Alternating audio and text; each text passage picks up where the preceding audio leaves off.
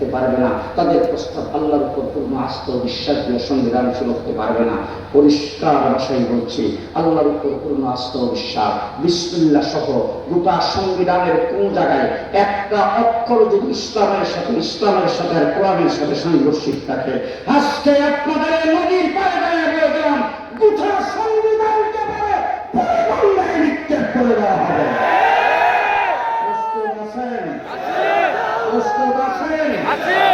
শেষ করে বলছি, ডাক্তার ইউনূস সাহেব এখন বাজে টাকা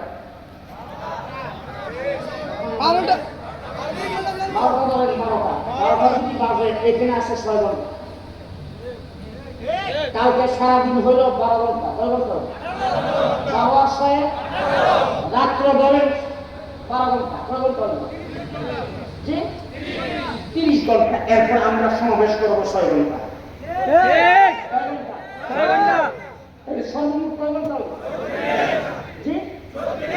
ডক্টর ইউনূস সাহেব 36 ঘন্টা খায় না।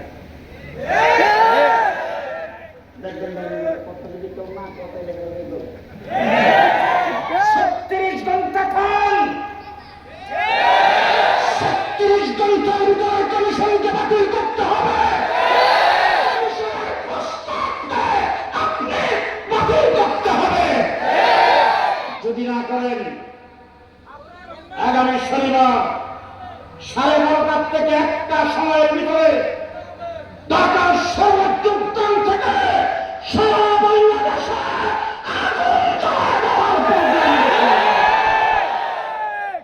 লড়াই জীবনে অনেক করেছে, এবারের লড়াই হবে কোরআন প্রতিষ্ঠার লড়াই, এবারের লড়াই হবে ইসলাম প্রতিষ্ঠার লড়াই। জীবনে অনেক রক্ত দিয়েছেন লেখার জন্য, মাথার জন্য, দলের জন্য। এবার যদি কোরআন প্রতিষ্ঠার লড়াইয়ের সময় আসে, কে কে জীবন দিতে প্রস্তুত? অবশ্যই মুমিন। আগামী শনিবার আপনারা যাবেন নাকি?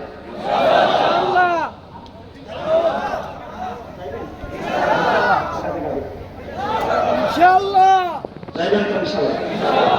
কালকে একটা দিন আসে না, বছর পরের মধ্যে একদিন আসে কথা বার্তা কি বাত? প্রত্যেক মসজিদ থেকে জুমার পরে মিছিল বের হতে হবে।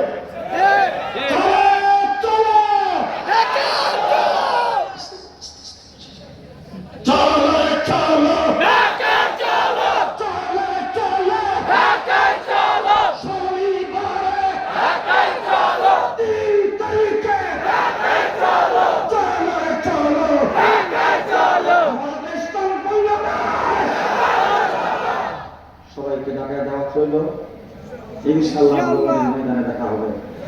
আসসালামু আলাইকুম, আলহামদুলিল্লাহি রাব্বিল আলামিন, ওয়াসসালাতু ওয়াসসালামু আলা সাইয়্যিদিল মুরসালিন ওয়া আলা আলিহি ওয়া আসহাবিহি আজমাইন।